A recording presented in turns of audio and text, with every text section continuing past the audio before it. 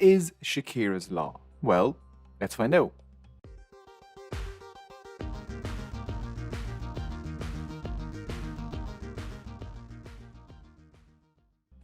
With about 1.8 billion followers, or 24% of Earth's population, Islam is the second largest religion on the planet and therefore the universe. Muslims make up the majority of the population in 49 countries, as diverse as Yemen, Nigeria, Albania, Kazakhstan, and Malaysia. This 1,400-year-old religion started in modern-day Saudi Arabia, but today only 20% of Muslims are Arabs. Indonesia is actually the country with the most Muslims, holding around 13% of the world's total. About 30% of Muslims live in India, Pakistan, and Bangladesh. Christianity is named after Christ, Judaism after the tribe of Judea, and Zoroastrianism after the 1998 swashbuckling adventure film The Mask of Zorro, starring Antonio Banderas. But Islam is named after an action. Islam means submission to God, and Muslim is the person that submits to God. The root meaning of the word Islam means peace, safety, and security. The Arabic word for peace, salam, comes from this root along with the Hebrew word shalom. So, submission to God means finding peace by following God. Around the world, regardless of language, most Muslims greet each other in Arabic saying Assalamu alaikum, peace be upon you. Islam originated in 7th century Arabia with a guy called Muhammad. Before we can get into Muhammad's life, we need to talk about the elephant in the room. His name is Sebastian, and he is standing in front of my whiteboard explaining the controversy surrounding drawing Muhammad. Sebastian, can you just scoot over there? Can you just please move? Okay, drawing Muhammad is a controversial and emotional political issue. Firstly, the Quran, Islam's holy book, has no ban on drawing Muhammad, but the big three Abrahamic faiths, Christianity, Judaism, and Islam, all have rules against making images of any living thing. This comes from the Torah, and some Muslims and Jews take this rule very seriously. Islam kept this rule going so that Muslims wouldn't worship in front of images of Muhammad or God. Instead, they pray directly to God. Some Muslim societies have drawn Muhammad in the past, Iranian cultures especially.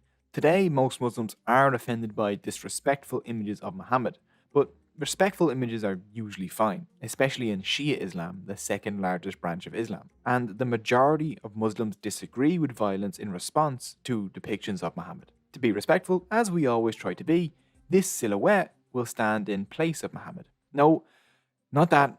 That's Sebastian again. Please, Sebastian, move. You're making me look like a fool. This is the silhouette. Sorry. Muhammad was born in 570 CE in Mecca in Arabia. His parents died when he was very young, and Muhammad grew up as an orphan. Back then, the Arabs worshipped hundreds of different gods, and Muhammad's tribe, the Quraysh, were the guardians of this building, the Kaaba in Mecca. They packed the Kaaba with hundreds of idols to different gods, and the Quraysh got filthy rich taxing pilgrims visiting the Kaaba. Muhammad was deeply religious and wanted to improve his community. All around him he saw poverty, injustice, war, and widespread discrimination against women and orphans. Muhammad saw the rich abuse the poor, and religious festivals had just become giant, decadent parties dedicated to the worship of idols. This is the best religion ever! Woo! Woohoo, religion party! Instead of attending religious festivals every year, Muhammad would just go and pray alone in a cave. Then, in 610 CE, in the month of Ramadan, during one of these lonely cave prayers, Muhammad, now 40 years old, was visited by Gabriel, or Jibril in Arabic. Jibril told Muhammad that there was one God, and that he was now God's messenger. Muhammad received revelations directly from God and then recited them aloud. His companions wrote these revelations down, and they became the Quran, Islam's holy book. Muhammad's words were radical in tribal Arabia. He was saying stuff like, Arab has no superiority over non-Arab, white has no superiority over black. He also demanded an end to the practice of killing infant girls because boys were preferred, saying that girls were equal blessings from God. This didn't exactly go down well in tribal, sexist, and hierarchical Mecca. This whole one God business annoyed the Quraysh because they made money charging people to visit Kaaba to worship hundreds of gods. The poor, slaves, and others flocked to Muhammad. The Quraysh, now furious and losing money, abused the Muslims, especially the vulnerable ones like slaves, who were frequently tortured if they converted. But the Muslims didn't fight back. Muhammad and his God outlawed violence. The Quran said, whoever kills a person, it shall be as if he killed all mankind. After a decade of this persecution, the Muslims fled to the city of Medina. This move in 622 CE marks year 1 on the Islamic calendar. Right now, January 2021 CE is 1442 on the Muslim calendar. Even in Medina, the Quraysh kept attacking the Muslims. So God told Muhammad Muslims could fight back. But God laid down some ground rules for the fighting. Do not target public places, do not destroy farms or herds, do not harm women, children, the elderly or disabled, do not harm animals, trees or plants, and be kind to prisoners and do not forcefully convert anyone. These strict rules of war were laid down to stop civilians getting hurt. Muhammad said, if someone shows no compassion, God will show no compassion to them. By 630, Muhammad marched on Mecca with an army of 10,000. The city submitted without a battle. Muhammad went straight to the Kaaba and destroyed the hundreds of idols and dedicated it only to God. Just 2 years later, most of Arabia had converted to Islam and was united under Muhammad. Then, on June 8, 632 CE, Muhammad died. Abu Bakr, Muhammad's father-in-law, was elected as the first caliph or successor. This election is the cause of the divide between Islam's two major branches, Sunni and Shia. To oversimplify a bit, Sunni believe Abu Bakr was rightly elected. Shia believe Muhammad chose his son-in-law Ali as his successor. Today, Sunni make up between 80 to 90% of all Muslims, while Shia make up about 13%. Over the next 1,400 years, Islam has spread through empires and trade across the Middle East, Africa, Central and South Asia, and China. It spread to Europe, especially the Balkans and Spain, and merchants brought it to Southeast Asia, and slaves brought it with them to the Americas. And that's a very brief version of Muhammad's story. But what exactly was this new religion that he was preaching? Islam might seem complicated at first, but we can break it down into some very easy to understand core beliefs. 1. Belief in one God. Muslims, Christians, and Jews worship the same God. Muslims just call that God Allah, because that's the Arabic word for God. Arab Christians also refer to God as Allah. Muslims believe God is the uncreated, all-knowing, all-powerful, merciful, loving, and genderless creator of the universe. Islam accepts that there is only one God and that believing in other gods or worshipping anything else, be it idols, money, or power, like its God, is a great sin. Islam in general also has no priests, as Muslims are supposed to have a direct, personal connection with God. God created the world in 6 days. After creating the world and everything in it, God created Adam and Eve together from the same clay. The Quran states that God created humanity from a single soul. 2. Belief in the divine books and prophets. Muhammad said he wasn't preaching anything new. He said Islam was the original religion of humanity. He was just a prophet tasked with reminding people of the one God and bringing them back to the correct path. Muhammad is also not the only prophet in Islam. The prophets of Judaism and Christianity are accepted by Muslims too. Dozens of prophets are named in the Quran alongside Muhammad, like Abraham, Moses, Noah, and Jesus. Moses, Jesus, and Jesus' mother, Mary, get a lot of mention in the Quran. In Islam, Muhammad and all the prophets are just humans, but they carry a message, and all prophets brought the same message: a call for peace, a return to worshipping only God, and a warning of the Day of Judgment. Muslims also recognize the Jewish Torah and the Christian Gospel as divine books sent down by God. So Muslims refer to themselves, along with Jews, Christians, and some other peoples, as people of the book. The big difference between them, though, is that Muslims believe that Muhammad is the final prophet and that the Quran is the last divine book. 3. Belief in the Day of Judgment. God created the universe with an expiration date. At one point in the future, the Day of Judgment will come. The world will end, and everyone that has ever lived will be physically resurrected, and their actions in life will be judged and they will be held accountable for how they behave. After the resurrection, everyone will move across a bridge that goes over the fire of hell and leads to the entrance to heaven. For those whose good deeds outweigh their bad, the bridge is flat and broad and the crossing easy. For sinners though, the bridge becomes as sharp as a razor and they fall into hell. Hell is a place of fire, everyone is tortured, miserable, thirsty, Baby Shark plays all day long. It's awful. Stuff like murder, theft, and cheating will get you sent there. Whereas heaven is a beautiful garden filled with rivers of milk and honey, where everyone is young, healthy, reunited with family, and subscribe to educational YouTube channels. Eventually, most people who go to hell will move up into heaven because God wants people to be in heaven. 4. The Quran. The Quran is the holy book of Islam. The word Quran simply means to recite or to say out loud. Muslims consider the Quran to be the direct word of God spoken through the mouth of Muhammad in Arabic. The Quran is about 600 pages long and is divided into 114 surahs or chapters. Each surah is divided into numbered verses or ayat, so you can find any quote from the Quran using the number of surah and ayat. Let's just pick a random number, 3119, which is, Lo, the harshest of all voices is the voice of the ass. The Quran has no narrative structure. It's organized by length. The longest verses are at the beginning and the shortest verses are at the end. So the topic and narrative of the Quran jumps around a lot. One reason for this is because the Quran is supposed to be read aloud. Many Muslims even memorize the whole Quran. The Hadith are the second most important literature in Islam after the Quran. The Hadith are the sayings or actions of Muhammad, not God, that his companions heard and wrote down. Hadith fill in information that's not in the Quran on how to be a good Muslim. The Hadith were passed down orally before being written down. So not all Hadith are created equal. They're ranked from strong down to weak, depending on how trustworthy the chain of transmitters from Muhammad is. For example, the Hadith that reports that Muhammad said, "Forgive him who wrongs you," is considered strong because the chain of transmitters is trustworthy, whereas the Hadith that talks about 72 virgins in heaven is very weak, and so most Muslims don't believe it. Sunni and Shia Muslims use different Hadith, and some Muslims don't follow the Hadith at all. 5. The 5 pillars of Islam. This core belief is split into 5, pillars. These act as the blueprint for how Muslims behave. First, you have the Shahada. The Shahada is simply a statement. There is no God but God, and Muhammad is the messenger of God. This is the shortest possible explanation of what Muslims believe. Saying it just once honestly makes a person a Muslim.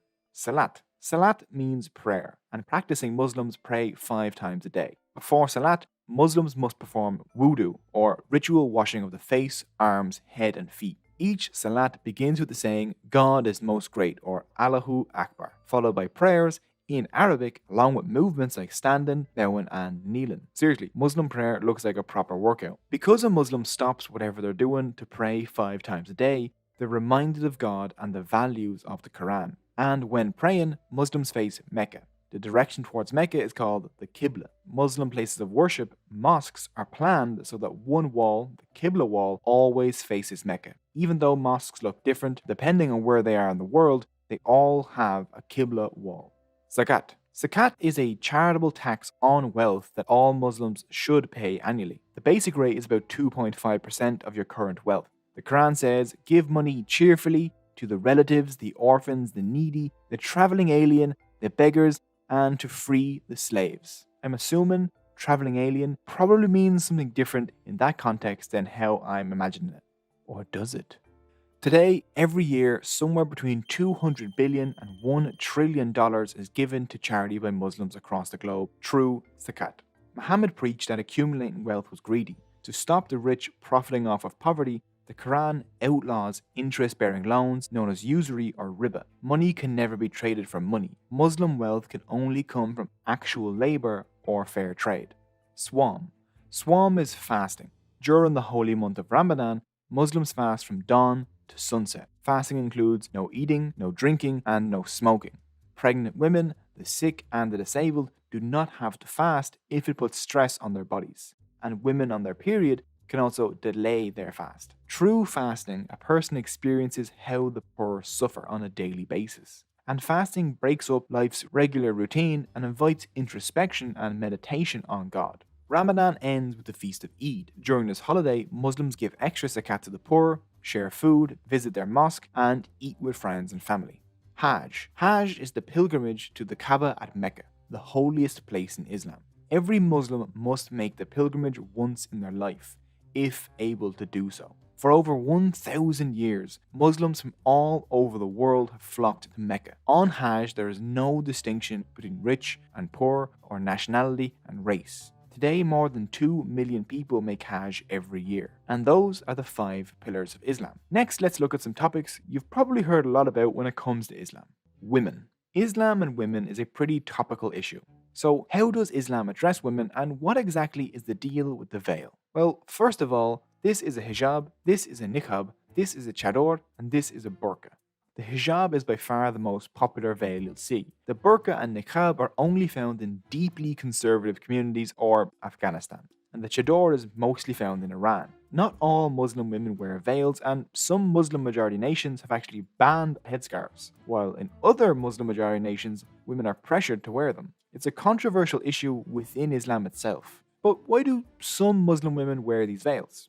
One reason is culture. The veil is part of many people's cultural identity. Another reason is that Islam preaches modesty. Muslims should be modest in their words, actions, tempers, desires, appetite, everything really. Men and women are instructed to wear loose-fitting clothing that should cover most of the body. There isn't a difference made in the Quran between how men and women should dress, and it never states that women need to cover their faces. Veils in general seem to have entered early Muslim culture from their Roman neighbours. The only reference in the Quran to women covering their faces is about Muhammad's wives, and most Muslims consider those verses to only apply to Muhammad's wives. Throughout the Quran, God repeatedly attacks those that say women are inferior to men and repeatedly demands that women be treated equally. Muhammad even pushed for women's education, saying, if a daughter is born to a person and he brings her up, gives her a good education, trains her in the arts of life, I shall myself stand between him and hellfire. The Quran also guarantees a woman's right to work, divorce, and own property.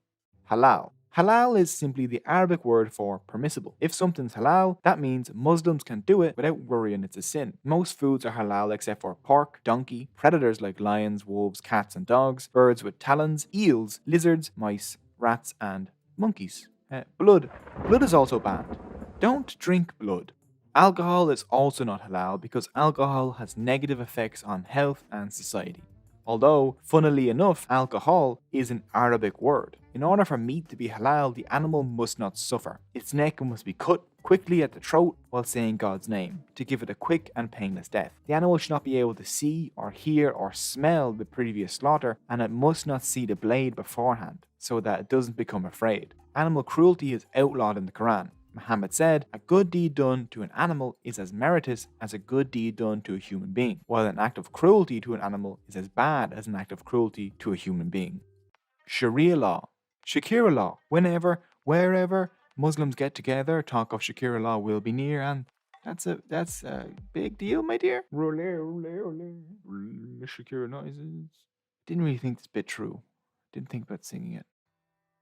Sharia law is talked about everywhere these days. The 3 times it's mentioned in the Quran, Sharia normally refers to the capital W way. The way a Muslim should live to most please God, to bring order to society, and to get into heaven. The literal meaning of Sharia is path to a waterhole, which to a desert people was literally a path to life. Thinking of Sharia as only law tends to cause confusion. Sharia mostly covers personal matters and contracts between people, how to pray or fast, how to treat neighbors, not lying, how to marry and divorce. This stuff is the main focus of Sharia, and how to pray isn't something that's enforced by law. The Quran in general doesn't have much law in it, but Muslim societies wanted to have laws influenced by Sharia. So looking at the message of the Quran, Muslim scholars decided the goals of legal Sharia were the protection of life, property, family, faith, and intellect. Over the centuries, scholars made claims about the Sharia and then backed up those claims using the Quran, the Hadith, and reasoning. The body of legal rulings that came from their interpretation of the Sharia was Islamic law, or fiqh in Arabic. But fiqh is the result of human opinions, and so can be wrong and is changeable. Fiqh can try to capture the Sharia, but probably never will. So fiqh evolved constantly. Sharia is aspirational. It was never written down in a big ancient book of unchanging rules. Different Muslims around the world and at different times have different interpretations of what Sharia is, and made fiqh based on those interpretations. You might see Saudi Arabia, Daesh, or Boko Haram cry Sharia as they abuse and torture people. But most Muslims do not consider what those groups do as Sharia in any way. Most Muslims would consider violence to be anti-Sharia. But headlines focus on those groups anyway. Sharia can and has been used to champion justice and equality. For example, Musawa is an organization which uses Sharia to promote gender equality. That's the fascinating thing about Sharia. It's an argument process. a way to learn, grow, and adapt. Learning is usually hard, but today it's easier than ever because Cogito and a bunch of our creator friends have built their own educational platform called Nebula, and we're excited to be partnering with CuriosityStream. Nebula is a place where you can watch some of the best educational content ad-free and earlier than YouTube. This video was up on Nebula days ago. On Nebula, creators can experiment with all kinds of new and exclusive stuff without having to worry about YouTube's quirks like demonetization or the algorithm, blessings be upon it. This channel has exclusive content up over on Nebula, and so do dozens of other creators. By supporting Nebula, you'll be providing a budget for creators to put together high quality Nebula originals that would never make it on YouTube. Take, for example, Tom Scott's game show, Money, where he just pits some of your favorite creators against each other for entertainment. Or would you like a high quality World War II docu-series? Well, Real Engineering's Nebula original would suit you. Or maybe a series breaking down video game storytelling. Well, there's a Nebula original for that. Or maybe you want to see a behavioral psychologist using odd psychology to solve problems. Well, there's a Nebula original for that as well. There are so many more, and they're all funded by and created for people like you. People that enjoy original, smart content. And now, Nebula has original podcasts too. But what does CuriosityStream have to do with this? Well, as the online champion of high quality documentaries, they love education and educational creators. So we've teamed up to create a deal. If you follow the link in the description, you can sign up for CuriosityStream and you'll get Nebula for free. And that's not a trial or anything like that. As long as you have CuriosityStream, you'll get Nebula. And right now, for a limited time, CuriosityStream is offering Cogito viewers 41% off their annual subscription as a holiday discount. That's less than $15 a year for both CuriosityStream and Nebula. So you can watch Nebula originals from Tom Scott, Real Engineering, and Lindsay Ellis, along with geniuses like David Attenborough and Stephen Hawking. As I researched this video, I watched Islamic art